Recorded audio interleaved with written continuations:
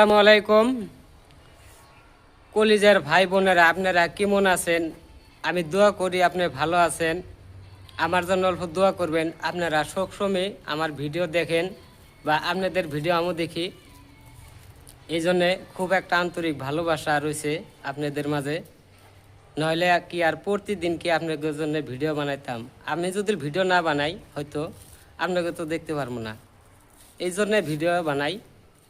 আমার দুঃখের কথা মানে এই যে কাম কাজ যে করি, যেটা একটা পরিশ্রম করি ভাই, আপনারা যারা যারা ভিডিও দেখেন দেশ বিদেশি ভাই বোনেরা, আমারে অল্প সহযোগিতা করেন, লাইক টাইক দিয়েন।